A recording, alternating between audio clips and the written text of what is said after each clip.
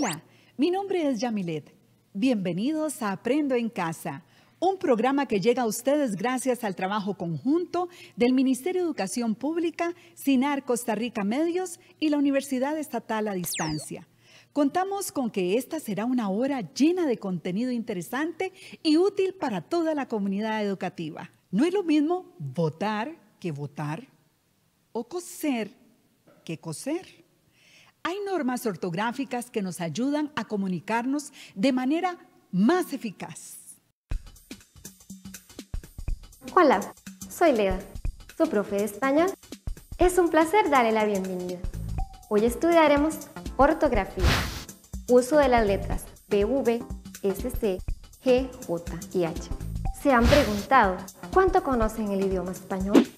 Saber escribir correctamente las palabras es reflejo de nuestro dominio del idioma. A diario, la gente comete errores ortográficos que comprometen la buena comunicación. Hay 8 reglas sencillas del uso de algunas letras que aseguro mejorarán su ortografía de por vida. Se suele confundir el uso de la letra B con la letra V y viceversa. Recuerde que se utiliza la V antes de una consonante cualquiera. Por ejemplo, abrazo y obstáculo. Las palabras que inician con vice y villa se escriben con V. Por ejemplo, viceministro y villano. Otras letras, como la C, la S y la Z, suelen confundirse al escribir algunas palabras. Hay que recordar que los diminutivos terminados en cito, cillo, esito y esillo se escriben con C. Escuchemos. En esta descripción aparecen 4 diminutivos que se escriben con C: viejecillo, pancito, grandecito y manecillas. Hay excepciones a esta regla, como por ejemplo pasito, quesillo, pasillo, pasito y casita, las cuales se escriben con S. Esto sucede porque la palabra de la cual se derivan se escribe con S.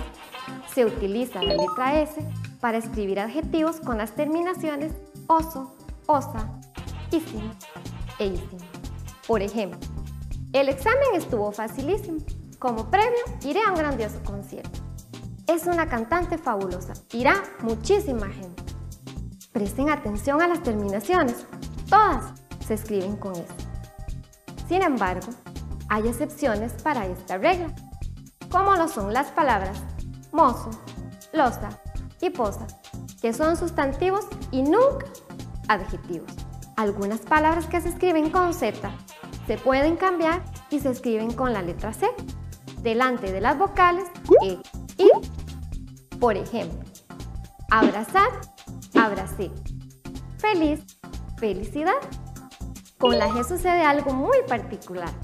Cuando necesitamos combinarla con una E o una I, como se evidencia en el texto, se utiliza la letra G en las combinaciones G, Gi, Ge, Gi, Gue. En Internet podemos encontrar información sobre los gitanos en España, los pingüinos del Polo Norte o la Segunda Guerra Mundial. Tome en cuenta que cuando la G va seguida de una E o una I, suena como una J, como en la palabra Argentina. Cuando va seguida de UE y UI, la U es muda y la G tiene su propio sonido, como en el caso de guitarra. Pero cuando la U tiene diéresis, no es muda y se pronuncian las dos vocales, como en la palabra cigüeña. Por otra parte, las palabras que empiezan con al, ar y an también se escriben con G. Por ejemplo, álgebra, argolla y ángeles. Mucha gente suele confundir el uso de la J y la G. Tan solo debemos recordar que cuando la palabra tiene el sufijo age, se escribe con J. Por ejemplo, el plumaje del pavo real es hermoso. Otras palabras que cumplen con esta regla son linaje y homenaje. El uso de la letra H es muy sencillo. Todas las formas derivadas de haber y hacer se escriben con H, como lo son hay, hubo, hizo e hicimos. Veamos algunos ejemplos. Hubo mucha gente que colaboró en la última Teletón. Porque hubo se deriva del verbo haber, se escribe con H. El atleta hizo un excelente papel en las Olimpiadas. Porque hizo se deriva del verbo hacer, también se escribe con H. Ahora tomen apuntes, porque vamos a repasar la materia. Se escribe con B delante de una consonante cualquiera. Por ejemplo, abre, habla, obvio. Con V en palabras que inicien con vice y villa, como vicepresidente y villano. Los diminutivos cito, sillo, escito, esillo se escriben con C, como en el caso de manecilla, avecita, grandecito. La letra Z cambia a C delante de las vocales E I. Por ejemplo, casar, casé, taza y tacita. Las terminaciones oso, osa, ísimo e ísima se escriben con S como en las palabras dichoso y grandísimo. La letra G se utiliza en las combinaciones G-Gi, Ge-Gi, Gue, Gui. Ejemplo, gelatina, gitana, guitarra, guerra, pingüino, cigüeña. También se escriben con G las palabras que inician con ar, al y an, como en ángeles, argolla y álgebra. Se escriben con J, palabras que tienen el sufijo aje, como en las palabras linaje y plumaje. Las formas derivadas de hacer y haber se escriben con H. Como ejemplo, están las palabras hay, hubo, hizo e hicimos. Para acceder a más ejemplos y prácticas, puede visitar el portal del MEP en la sección de Educativo. Y no olviden que la perseverancia es la clave del éxito. No deje de intentarlo. ¡Nos vemos!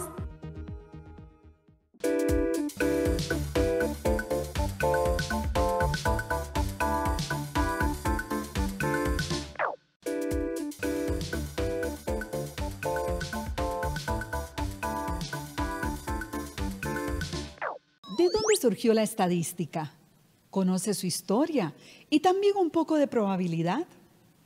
Este video además rescata el trabajo matemático de las culturas originarias de nuestro continente.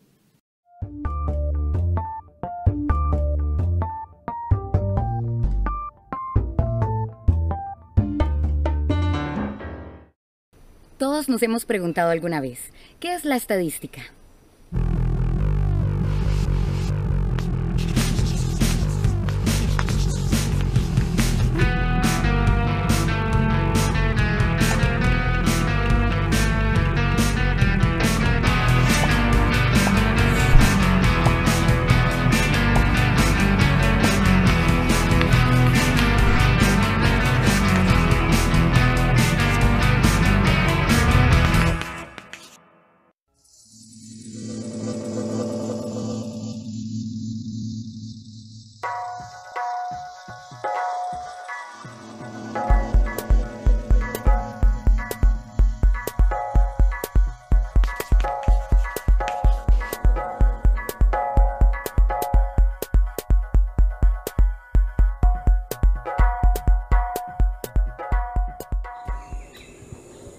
Conocer el origen de la estadística es un poco difícil de determinarlo.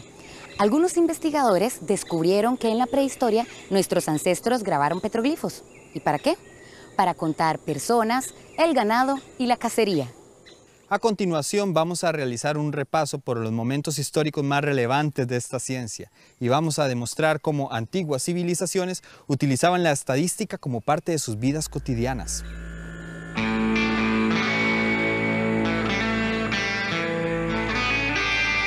Esta forma sencilla de nuestros antepasados de aplicar la estadística cumplía con los objetivos básicos de la época, de conocer y tener datos sobre la población y el conteo de los bienes materiales. Iniciamos este repaso con los babilonios, quienes usaban pequeñas tablillas de arcilla para recopilar datos sobre la producción agrícola y la mercancía vendida o cambiada mediante el trueque. En Egipto, para la construcción de las pirámides, los faraones levantaron registros sobre toda la población y riqueza. Además, efectuaron censos sobre las tierras. lo anterior demuestra la organización administrativa de este pueblo. Tal era su dedicación a este tema que tenían a Seshá, diosa de los libros y de las cuentas. Otro caso que evidencia el uso de la estadística desde tiempos ancestrales se muestra en la Biblia. En el libro de Números observamos el censo que hizo Moisés después de la salida de Egipto. En estos libros se menciona cómo Yahvé le pide a Moisés hacer un censo general de los hijos de Israel por familias y por linajes. En la ejecución de las guerras, la estadística también fue importante. Los chinos y griegos calculaban los recursos y los hombres disponibles para sus fines militares. Los romanos, por su parte, fueron los maestros de la organización política. Cada 5 años, los romanos efectuaban un censo de la población. Sus funcionarios públicos tenían la obligación de anotar los nacimientos, las defunciones y los matrimonios. Además, se debía llevar el recuento periódico del ganado y de las riquezas contenidas en las tierras conquistadas.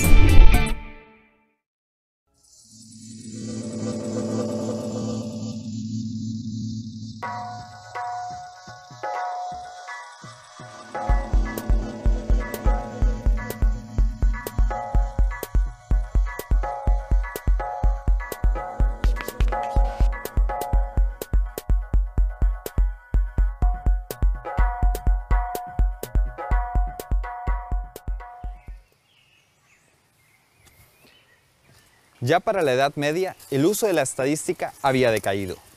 Sin embargo, a causa de las pestes que sufrieron algunas poblaciones, gobernantes y reyes de la época se vieron en la necesidad de hacer un conteo de la población por sexo, sobre nacimientos, matrimonios y fallecidos.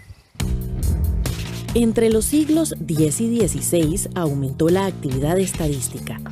Por ejemplo, en Inglaterra, Guillermo el Conquistador realizó el Gran Catastro Domesday Book, que fue el primer compendio estadístico. Años más tarde, también en Inglaterra y gracias al registro de defunciones que existía, se creó el primer documento formal para calcular las tablas de mortalidad.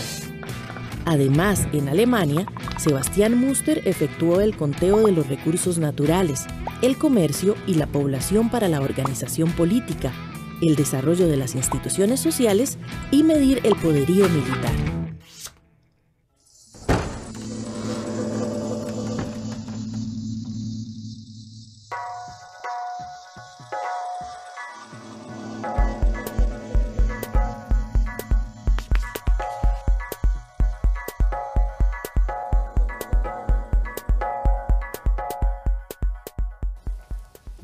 Para el siglo XVIII, un profesor de la Universidad de Göttingen, Alemania, fue el primero en utilizar la palabra estadística. Esta proviene del término latino status, que significa estado o situación. De igual forma, en esta época se desarrollan los principales conceptos de la teoría de la probabilidad. ¿Usted conoce la teoría de la probabilidad? Vamos a describir dos eventos diferentes. En el primer caso, un hombre se encuentra jugando en la mesa de dados de un casino. Para ganar, cuando tire los dados, las dos caras de estos deberán sumar 7. En el segundo caso, tenemos que en Costa Rica en el 2011 se dieron 73.459 nacimientos.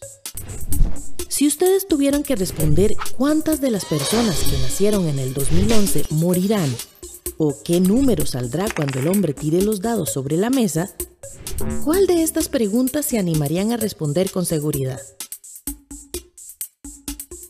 Exactamente. La respuesta más certera es que todos vamos a morir en algún momento. La probabilidad de que vayamos a morir es de 1 y de que sobrevivamos por siempre es de 0. Es decir, de los 73.459 nacimientos que se dieron en el 2011, todos morirán en algún momento. Sin embargo, es difícil predecir cuál número saldrá esta vez, cuando el hombre tire los dados sobre la mesa. La probabilidad de que la suma de las caras del dado den 7 es de 1 en 6 posibilidades. Veámoslo mejor. Observemos en el siguiente diagrama todos los resultados posibles que podemos tener al tirar el primer dado. Posteriormente, de forma vertical, veremos todos los resultados posibles de tirar el segundo dado. Si unimos ambos lados, se obtiene el siguiente diagrama. Cada uno de los puntos es un resultado posible que podemos obtener al sumar las dos caras de los dados. Por ejemplo, si tiramos los dados, las posibilidades de que nos salga un 5 son 4. Veamos por qué. La primera posibilidad es si en la cara del primer dado sale un 4 y en la cara del segundo dado sale un 1. Lo sumamos y dan 5. La segunda posibilidad es que en el primer dado obtengamos un 1 y en el segundo un 4. La tercera posibilidad es que en el primer dado obtengamos un 3 y en el segundo un 2. Y la última posibilidad es que en el primer dado obtengamos un 2 y en el segundo un 3. Como dijimos, son 4 posibilidades de obtener un 5 en el juego de dados. En total tenemos 36 puntos, es decir, un total de 36 resultados posibles en el juego de los dados. Estos resultados van desde una posibilidad de que salga el 2 en el juego por la suma de 1 más 1 en ambos dados, o una posibilidad de que salga el 12 al sumar 6 más 6. Entonces, ¿cuántas posibles combinaciones con los dados se pueden formar para que salga el 7? Serían 6 combinaciones. No obstante, las posibilidades de que salga el 7 siguen siendo bajas, pues de las 6 caras que tienen los dos dados, existen 30 posibles resultados diferentes al 7. Basados en estos ejemplos, podemos afirmar que la teoría de la probabilidad es una parte de la estadística que estudia los eventos aleatorios, pertenecientes o relativos al azar. En otras palabras, los eventos aleatorios son diferentes a los determinísticos, cuyos resultados son previsibles, es decir, que tenemos certeza de que ocurrirán, como la muerte.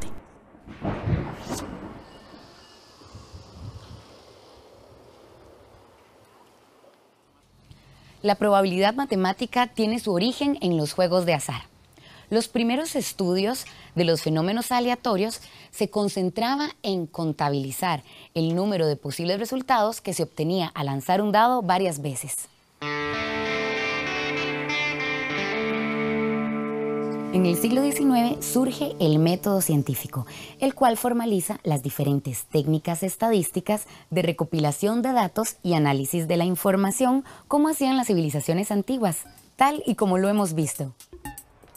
Este desarrollo científico ha puesto en evidencia una carrera por establecer límites precisos entre qué es conocimiento científico y qué no lo es. De esta carrera por establecer qué es científico o no, nacen dos grupos de las diferentes áreas del conocimiento. El primer grupo son las ciencias factuales o empíricas y el segundo las ciencias formales. Las ciencias fácticas se ocupan de estudiar las relaciones que tiene el ser humano con su entorno. Este es el caso de las ciencias sociales. Un ejemplo más concreto, la sociología, que es una ciencia social que estudia las relaciones entre los seres humanos para comprender y valorar el comportamiento de la población humana. Entonces, esta conexión entre el surgimiento del método científico y el desarrollo de las ciencias sociales ocurre cuando el investigador social se somete a un protocolo de investigación, utilizando las técnicas estadísticas desarrolladas para que su estudio sea sistemático y preciso, según la formalidad del método científico. Por otra parte, en el siglo XIX también surgen conceptos como estadística inductiva y estadística deductiva. Galton y Pearson fueron los primeros en desarrollar estos conceptos, por eso los podemos considerar los padres de la estadística moderna. Veamos cuál es la diferencia entre una y otra. La estadística deductiva, también conocida como estadística descriptiva, se encarga de los métodos de recuento, organización y clasificación de los datos sobre una población en estudio. Por ejemplo, queremos conocer el rendimiento de los atletas costarricenses a quienes les gusta participar en las carreras de 10 kilómetros los domingos. Para no hacerles la encuesta a todos los atletas del país, Sacamos una muestra representativa de 100 y se les pide que llenen una tabla con sus características: el número de horas a la semana de entrenamiento, la edad, la estatura y el peso, como se muestra en esta tabla. Con estos datos podemos concluir que la edad promedio de los atletas es de 35,5 años. Tienen una estatura de 1,72 metros, un peso promedio de 69,8 kilos y el número de horas promedio que entrenan es de 5,76 horas por semana. Por otro lado, tenemos la estadística inductiva o inferencial, la cual trata de deducir el comportamiento de una población con base en los resultados de una muestra, que se dan por procesos y metodologías basados en datos numéricos recopilados. Volvamos al ejemplo anterior. La estadística deductiva o descriptiva nos muestra los datos numéricos recopilados, por ejemplo, sobre alguna población por medio de una muestra representativa. Como mencionamos anteriormente, el caso de los 100 atletas entrevistados. La estadística inductiva o inferencial saca deducciones basadas en los datos obtenidos en el estudio de los 100 atletas hacia toda la población de atletas en el país. Este cálculo se hace a través de procedimientos estadísticos que garanticen la confianza de los datos y minimicen el margen de error. Con el surgimiento de conceptos como estadística inferencial y estadística descriptiva, el avance de las matemáticas, de las ciencias naturales y de las ciencias sociales, se da el desarrollo de la estadística moderna. Como hemos visto, hemos realizado un repaso histórico del nacimiento y de la utilización de la estadística en las civilizaciones antiguas, ubicadas en Europa y Asia. Para ello, pasamos por los diferentes momentos históricos hasta llegar al surgimiento de la estadística moderna, la cual utilizamos actualmente. Sin embargo, es importante rescatar algunos aspectos relevantes del uso de la estadística en los pueblos originarios de América. Cuando los españoles llegaron a América, descubrieron ciudades altamente desarrolladas con grandes conocimientos científicos y tecnológicos. Los pueblos originarios se destacaron por usar la matemática en la elaboración de los calendarios, cálculos astronómicos y obras ingenieriles. Además, los cálculos matemáticos sirvieron para la aplicación de censos que permitieron conocer el recuento de la población, sus bienes y distribuciones. La estadística, digamos, entre los pueblos indígenas, uno lo puede ver o bien en censos que ellos realizaban, esto era muy corriente, pero también ellos llevaban la estadística de cosechas. Uno tiene que imaginarse que, por ejemplo, como el mundo maya tenía una densidad de habitantes enorme, y entonces para ellos la distribución de alimentos y otros problemas eran problemas de una gran trascendencia. Por lo tanto, llevaban la estadística de qué se producía, cómo se producía, cuándo se producía, todo eso lo llevaba. Ese era encargo de los reyes, a trabajar con el censo, con el conteo de cantidad de habitantes, cuántas familias se traslada. A veces una familia sola, una casa sola entera, se desplaza en otro lugar. Entonces ellos de inmediatamente saben que cuántas familias hace falta. La estadística mediaba en el tema del conteo y el reparto. No eran monocultivos como sucede en la actualidad en algunas comunidades, sino que era agricultura de subsistencia. Entonces ahí hay otras complejidades asociadas que también tiene que ver con estadística. Por ejemplo, cómo establecer las condiciones de equivalencia para establecer los repartos y el trueque. Para realizar los repartos se tomaban en cuenta la productividad y topografía de la tierra, así como las necesidades del adjudicatario. En el caso de los incas y los bribris, la información estadística se archivaba en un sistema de cuerdas llamado quipu. Existen vestigios que a finales del siglo XIX, uno de los caciques de la cordillera de Talamanca le entregó un quipu al arqueólogo estadounidense William Gabb, donde le informaba sobre la población de la zona. Ese quipu era un quipu que describía cuántas mujeres, cuántos niños, cuántos varones había según el nudo que tuviese, porque las maneras de establecer la representación del mundo abstracto es a través de los tejidos. La matemática de los pueblos indígenas nació, se desarrolló y evolucionó ligado a los telares. Este enorme esfuerzo por plasmar en las telas complejísimos diseños permitió que se desarrollaran un conjunto de técnicas que dieron origen a los conocimientos matemáticos que luego serían aplicados en la astronomía, censos, cosechas y otros tipos de conocimientos.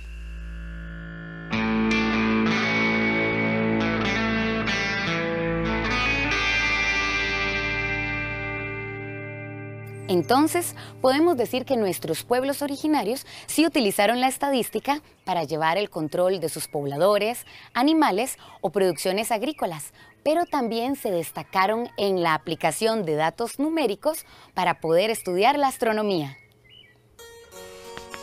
En Costa Rica, el primer registro estadístico oficial se ofreció en 1824. Sin embargo, en el periodo de la colonia, se efectuaron algunos conteos de los nacimientos, la mortalidad, los matrimonios y la producción. Además, la Capitanía General de Guatemala había ordenado realizar recuentos poblacionales, con el objetivo de conocer aproximadamente cuántos peninsulares o españoles migrantes, criollos, indios y africanos residían en las provincias. Juana, India Talamanca.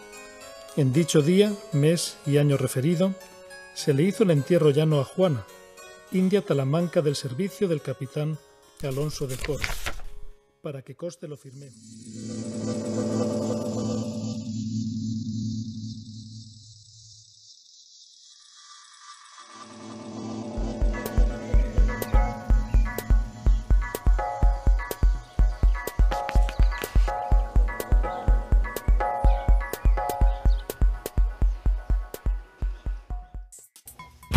Una vez que se proclamó la independencia y se formó el primer Congreso Constituyente, se ordenó levantar el primer censo de población.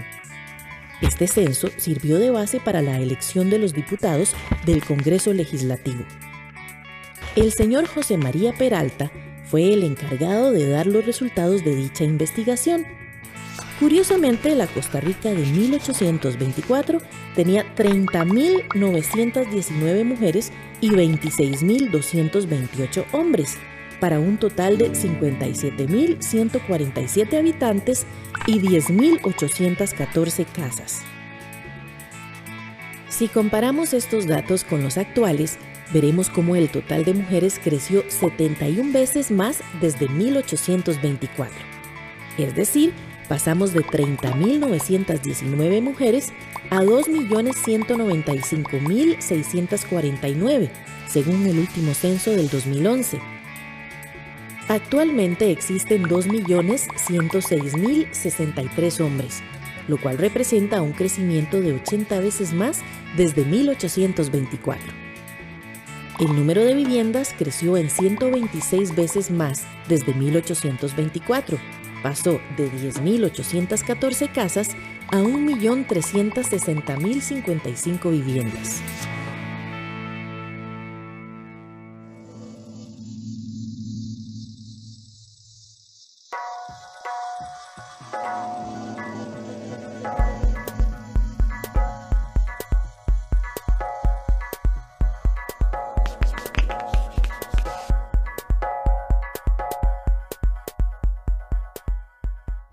En 1835, bajo el gobierno de Braulio Carrillo, se efectuó el primer conteo de población y vivienda en el centro del país. En este censo se registró la cantidad de habitantes por vivienda, desglosado por jefe de hogar, sexo y relación parental.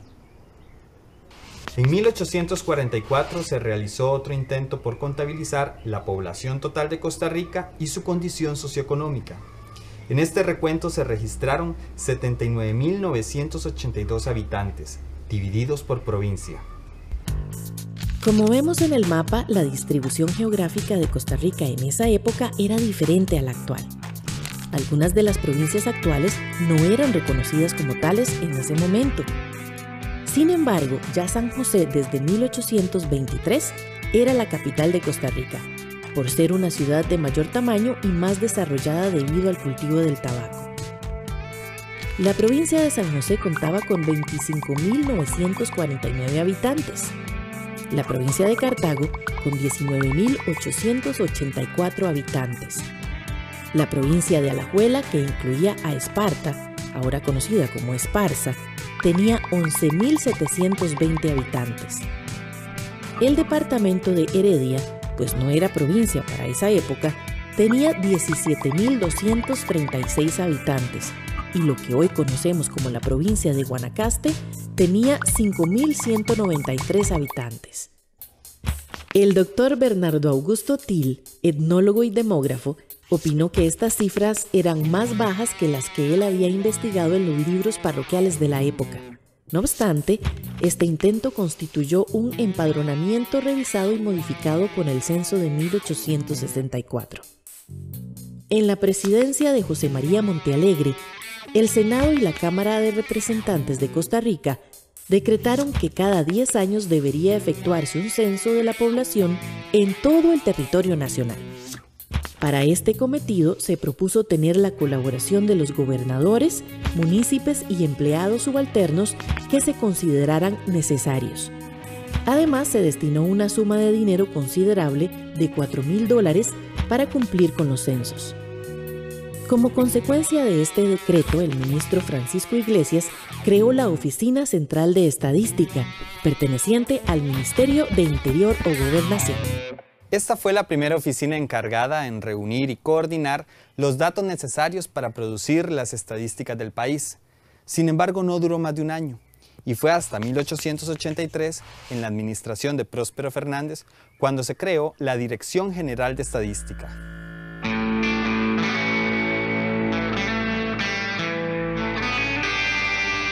Esta generó las bases para que en 1953 se creara la Dirección General de Estadística y Censos, que en 1998 pasa a ser el Instituto Nacional de Estadística y Censos. Con la creación de un instituto, se le otorga a la actividad estadística nacional autonomía administrativa y funcional, la cual asegura confiabilidad y credibilidad en la información generada. En resumen, podemos mencionar que desde las antiguas civilizaciones, la estadística era utilizada para fines sociales, tributarios o militares. En el siglo XVII sucede el nacimiento de la matemática probabilística, la cual permite estudiar diferentes fenómenos que ocurren en forma aleatoria. En el siglo XIX surge el método científico como una manera de formalizar las diferentes técnicas estadísticas. El desarrollo y el crecimiento que han tenido las ciencias sociales en los últimos 30 años no se puede desligar de la estadística, ya que los investigadores han utilizado el método científico para cuantificar los diferentes fenómenos sociales y económicos de las poblaciones. Por ejemplo, en el caso de la demografía, la estadística ha permitido estudiar el crecimiento de la población, desarrollar censos nacionales y analizar las probabilidades de vida. Para finalizar, podemos decir que la estadística es la disciplina científica dedicada a la aplicación de métodos apropiados para recopilar, clasificar, presentar y analizar los datos obtenidos de la observación y la experimentación.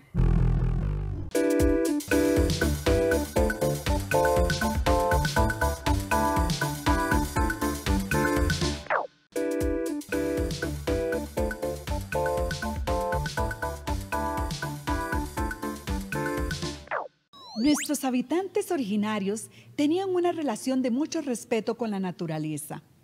A continuación, veremos un segmento que nos habla sobre los problemas que existen actualmente en el consumo de agua en la zona de Talamanca.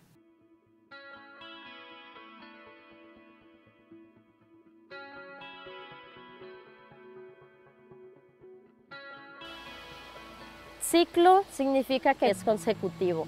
Las tres fases del agua, líquida, sólida y gaseosa. En este momento nosotros estamos teniendo aquí la gaseosa, que es la que nos humedece, la líquida que tenemos al lado y en algún momento se nos forman las nubes y vuelve a llegar. Hay una filtración en cada uno de esas partes y es por eso que tenemos aguas renovadas cada vez. A nivel de Talamanca nos ha afectado mucho los ciclos de lluvia y de sequía. Entonces, Han habido años donde hay mucha sequía y como aquí hay un ambiente muy húmedo, las poblaciones tanto de los peces o la cantidad de agua ha disminuido drásticamente. Hay momentos, en cambio, donde la precipitación o la lluvia es tanta que los ríos se inundan inmediatamente y entonces hacen grandes desastres. Es importante porque podemos lavar las frutas, los vegetales con agua muy limpia. También la podemos utilizar para que ellas la puedan tomar. Entonces, el que estemos con tanques de agua y lo podamos llenar con agua limpia, de lluvia, pasen a través de los filtros, los chiquitos toman mucha más agua al día.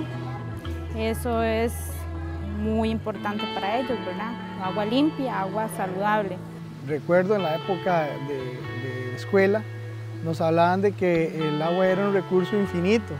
Sin embargo, hoy día nos damos cuenta que suena como un mito que el agua es un recurso infinito, pues a pesar de que, por ejemplo, en esta zona de Talamanca hay una gran riqueza hídrica, la disponibilidad del agua no siempre garantiza que tengamos acceso a agua potable. Más bien, cada vez más con los problemas medioambientales que estamos generando los seres humanos, se convierte en un recurso finito y la situación cada vez se va haciendo más grave.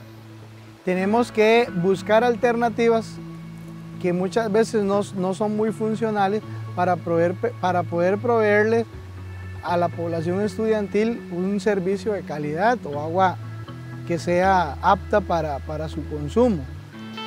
Una prioridad para el Estado solucionar este problema en nuestras comunidades y principalmente en esta comunidad de Talamanca que en su mayoría es comunidad indígena.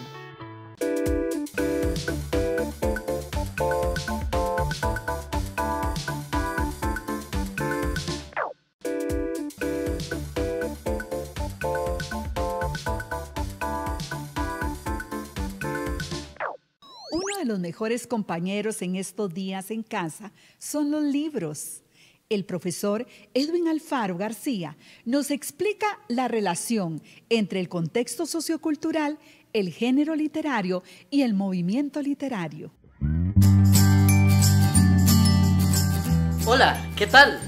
Hoy vamos a aprender sobre la relación que existe entre el género literario, el movimiento literario, el contexto sociocultural dentro de un texto determinado. La importancia de esto radica en razones de crecimiento personal como de interacción social, desde la lectura por recreación, por desarrollar la imaginación y la creatividad, por bagaje cultural o por entender ciertos rasgos culturales. En un mundo globalizado como el actual, es necesario considerar una serie de elementos para interpretar concienzudamente un texto. Pesar desaparece y mi valor renace, pero ¿seré alguna vez capaz de escribir algo importante? ¿Podré ser algún día periodista o escritora?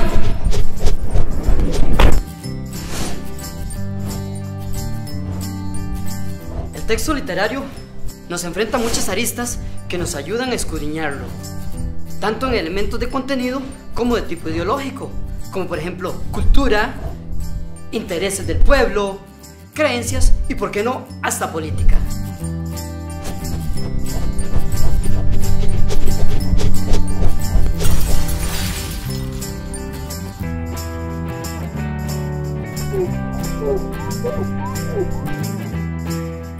Sumergirse en la lectura es sencillo cuando un texto está bien escrito. En el caso del diario de Ana Frank, es enriquecedor porque está lleno de imágenes vivas y poderosas que nos acercan al tiempo, al espacio, a los personajes. A esto es lo que se le llama contexto sociocultural. El contexto sociocultural es la serie de circunstancias en que se produce, se crea, se desarrolla el texto. Lugar, tiempo, cultura, religión son los acontecimientos que permiten desarrollar la visión del escritor. Toda obra literaria responderá entonces a las características del contexto sociocultural donde fue elaborada, sin importar el tiempo y el espacio. Holanda, 1942, España, siglo XVII, y Grecia, siglo VIII a.C. Por ejemplo, en la obra La Odisea, se debe estudiar primero los elementos históricos que dieron pie a la guerra de Troya, la cultura griega, las costumbres, su religión, los conflictos, etc.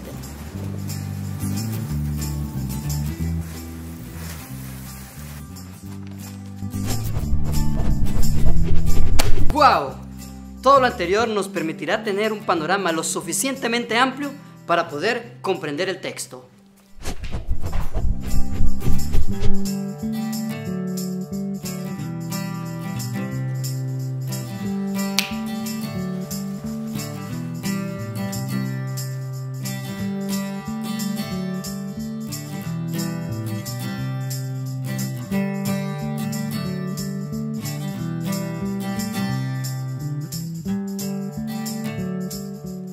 Por otra parte, el género literario permite ubicar el texto en una de las modalidades existentes.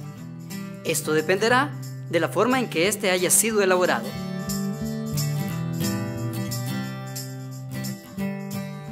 Los géneros literarios más comunes son: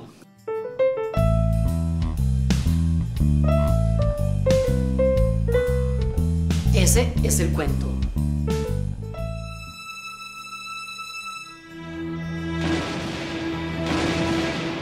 Esa es la novela. Negra como prenda de la mentira que ha dicho tu alma, deja intacta mi soledad. Aparta tu busto de mi puerta. La poesía. Aparta tu pico de mi corazón. Aleja tu forma de mi puerta.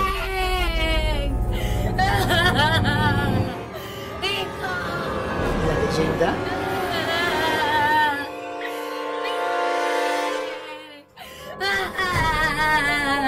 Aleja tu forma de mi puerta. Estos humanos. Ese es el drama. ¿Qué luz es la que se asoma por aquella ventana? Es el oriente y Julieta es el sol. Al ubicar la obra dentro de un género literario específico, esto nos permitirá abordarla de diferentes maneras. Si es una poesía, sabremos que el análisis interpretativo que se haga de esta debe llevarnos a escudriñar los sentimientos y pensamientos del escritor, así como de interpretar el lenguaje poético. Por otro lado, si es un texto narrativo o dramático, debemos considerar el nudo, el clímax, los conflictos, etc.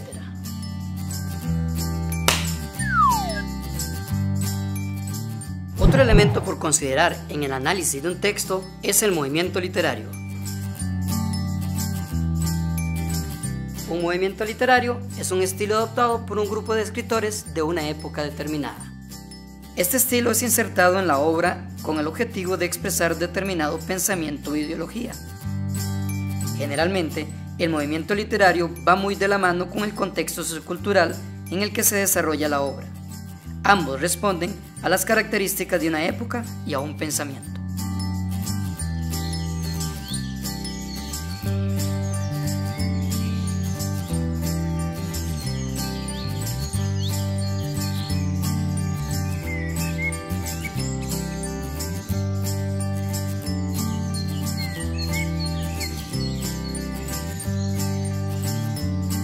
La historia ha clasificado a los movimientos literarios según las características que estos presenten.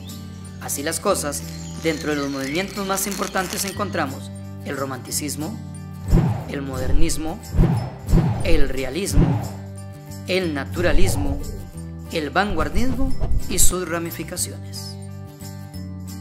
Sin embargo, no es del todo cierto que una obra literaria se deba encajonar dentro de un movimiento específico, ya que se han encontrado obras, especialmente de porte moderno, en las que se pueden encontrar a varios movimientos literarios representados dentro de su estructura o contenido.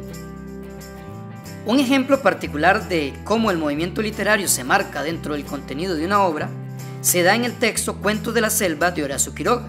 Se muestra en él, a través del naturalismo, la crudeza de muchos de sus ambientes y hechos. Para evitar equívocos a la hora de diferenciar entre un género y un movimiento literario, debemos saber que los géneros son establecidos desde siempre y nunca van a cambiar. El cuento, la novela, la leyenda, la poesía, el drama, el ensayo. Por otra parte, los movimientos literarios son entes cambiantes que evolucionan a partir de épocas, a partir de pensamientos, de ideologías. Podemos mencionar dentro de ellos el romanticismo, el modernismo, el naturalismo, el realismo y los movimientos de vanguardia. En conclusión, el texto literario se convierte en un collage de elementos que le permite al lector viajar en el tiempo y en el espacio. Le enseña culturas diferentes, religiones, personajes históricos, ideologías. Todos los elementos antes citados se conjugarán para dar vida a las ideas del escritor. Le permitirán al lector nutrirse de conocimientos como del texto en sí. Esta es la magia del texto literario y este es el sustento que proporciona para nuestra vida. La inmortalidad de su autora, de los hechos, compartir con los personajes y hacer de su vida parte de la nuestra. Esa es la magia de leer. ¿Seré alguna vez capaz de escribir algo importante? ¿Podré ser algún día periodista o escritora?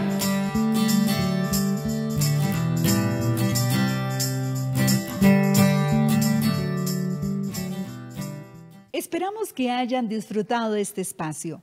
Mañana tendremos un programa muy interesante. Hablaremos de dos cosas diferentes, pero que son muy importantes para los costarricenses: medio ambiente y democracia.